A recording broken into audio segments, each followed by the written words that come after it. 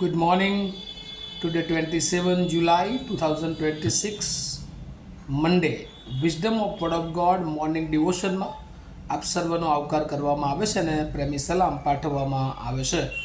આજે આપણે સવારે પ્રભુના વચનોમાંથી નીતિ વચનો એનો 16મો અધ્યાય અને એની 24મી કલમ ઉપર ટૂંકું મનન કરવા માગીએ છીએ. પ્રભુનું વચન આપણને નીતિ વચનો 16મો અધ્યાય અને એની 24મી કલમ આ પ્રમાણે કહેશે: માયાળુ શબ્દો મધ જેવા છે, તેઓ આત્માને મીઠા લાગે છે તથા હાડકાને આરોગ્ય આપે છે.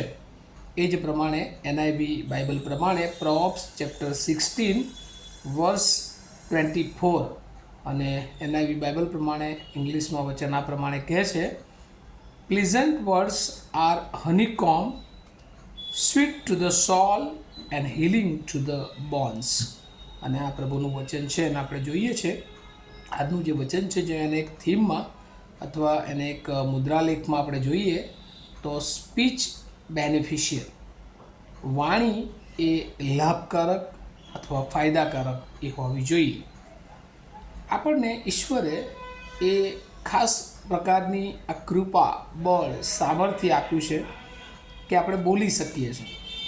ઘણા બધા લોકો આ પૃથ્વી પર એવા છે કે જેમને ઈશ્વરે અવાજ આપ્યો નથી અથવા તો એમની પાસે અવાજ નથી, અને એ લોકો એ આ પૃથ્વી પર એ બહુ તકલીફ, મુશ્કેલીઓમાંથી પસાર થાય છે.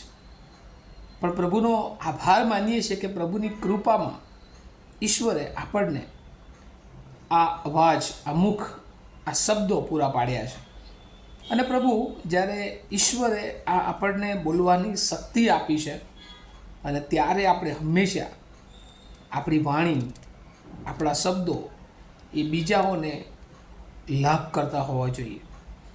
જ્યારે આપણે બીજાઓને લાભ કરતા શબ્દો બોલીએ છીએ ત્યારે લોકોના જીવનને એ ઉત્તેજન મળે છે. અહીંયા સુલેમાન નીતિવચનો એનો 16મો અધ્યાય એની 24મી કલમમાં કહે છે: માયાળુ શબ્દો એ મધ જેવા હોય છે.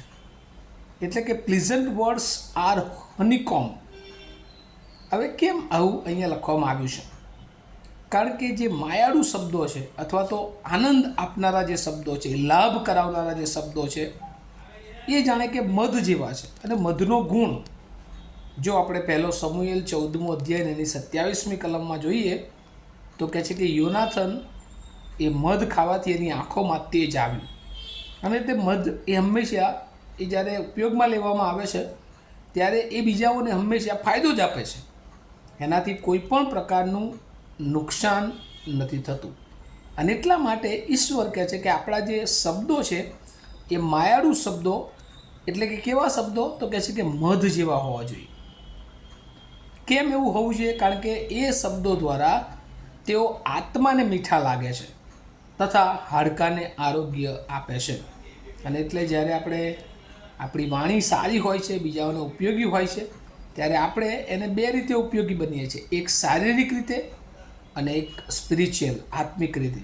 અને આ પૃથ્વી પર આપણે જોઈએ છે કે પ્રભુ ઈસુ ખ્રિસ્ત આવ્યા અને પ્રભુ ઈસુ ખ્રિસ્ત આ પૃથ્વી પર જે એમનું જીવન આપણે જોઈએ છે, જ્યારથી એમણે સેવાની શરૂઆત કરી અને ત્યારથી એમના જે વાણી, એમના જે શબ્દોમાં મીઠાશ, લોકોને હંમેશા ઉપયોગી, લોકોને હંમેશા મદદ કરવાની ભાવના, લોકોને હંમેશા બચાવવાની વાત.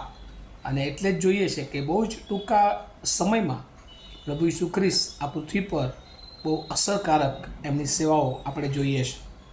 કારણ કે પ્રભુ ઈસુ ખ્રિસ્ત દ્વારા આપણે જોઈએ છે કે ઘણા બધા લોકોના જીવનો એ બદલાયા.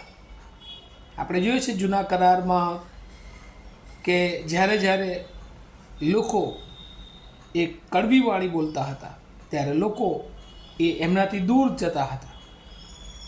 નવા કરારમાં પ્રભુ ઈસુ ખ્રિસ્તનો નમૂનો આપણે લઈએ છીએ.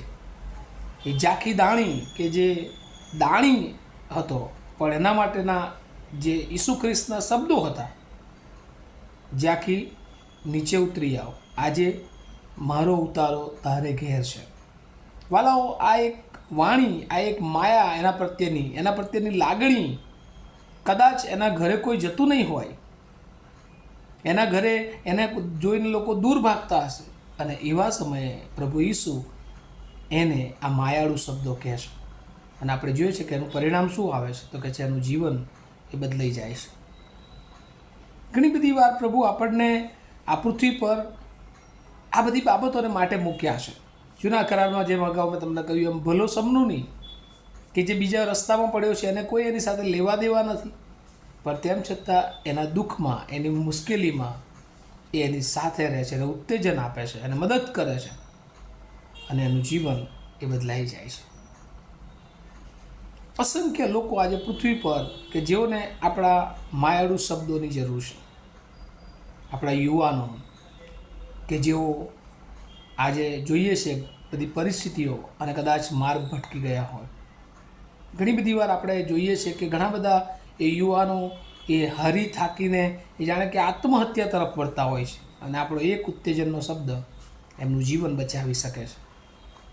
વડીલો અત્યારે જે એકલતાની સ્થિતિ છે, પ્રશ્નો, મુશ્કેલીઓમાંથી આખું વિશ્વ પસાર થઈ રહ્યું છે અને ત્યારે આપણા ઉત્તેજનના શબ્દો એ બીજાના જીવનોને બદલી શકીએ છીએ.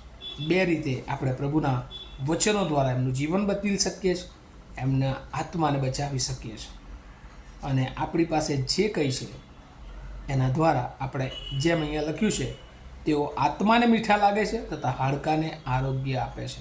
એટલે એમનું આત્માને પણ બચાવી શકીએ છીએ અને એમના જીવનને આપણે સાજાપણા, શારીરિક સાજાપણું પણ એ બની શકીએ છીએ. અને એટલે આજે સવારે પ્રભુ આપણને બધાને આ શિક્ષણ આપે છે કે જો ઈશ્વરે આપણને કૃપા આપી છે કે બીજાઓને આપણે ઉત્તેજન આપીએ, આપણને ઈશ્વરે જીભ આપી છે, ઈશ્વરે આપણને શબ્દો આપ્યા છે, એ શબ્દો હંમેશા બીજાઓને માટે માયાળુ હોય, બીજાઓને માટે લાભ કરતા હોય કે જેથી કરીને બીજાના જીવનને આપણે પ્રભુનો નમૂનો આપી શકીએ. અને આજે સવારે પ્રભુ આપણને એવું કરવાને માટે આપણો અવાજ, આપણી વાણી, આપણું ઉત્તેજન, આપણા દ્વારા ઘણા બધા જીવનોને દિલાસો મળે એના માટે પ્રભુ આપણને સર્વને તૈયાર કરે. આવો આપણે પ્રાર્થના કરીએ. અમારા જીવંત અને દયાળુ ઈશ્વર, અમે તમારો બહુ આભાર માનીએ છીએ. ઘણી બધી વાર પ્રભુ મારી વાણી એ બીજાઓને ઠેસ પહોંચાડનારી હોય છે, પણ પ્રભુ તમે આજે અમને શીખવ્યું છે કે અમારા શબ્દો એ માયાળુ હોય, મધ જેવા હોય કે જે બીજાઓના આત્માઓને એ મદદ કરે, સાજા કરે, બીજાઓના આરોગ્યને સાજા કરે કે જેથી કરીને પ્રભુ તે જીવનોમાં, અમારા જીવનો દ્વારા તમારી ઓળખ અમે આપી શકીએ. પ્રભુ અમે પણ અમારા જીવનોને આજે સવારે તમારા હાથમાં સોંપીએ છીએ. અમારા શબ્દો, અમારું બોલવું, અમારું ઉઠવું, અમારું સૂવું, અમારું બેસવું સગળું તમે તપાસી જુઓ છો. ત્યારે પ્રભુ યોગ્ય માયાળુ શબ્દો બોલવા માટે, લોકોને ઉત્તેજન આપવા માટે, લોકોને જીવનોમાં પ્રભુ લાભકારક બનવા માટે અમારા બધાનો ઉપયોગ કરો એવી પ્રાર્થના ઈસુ પ્રભુના નામમાં સાંભળો અને તેનો સ્વીકાર કરો. Amen. Have a nice day to all of you. Thank you.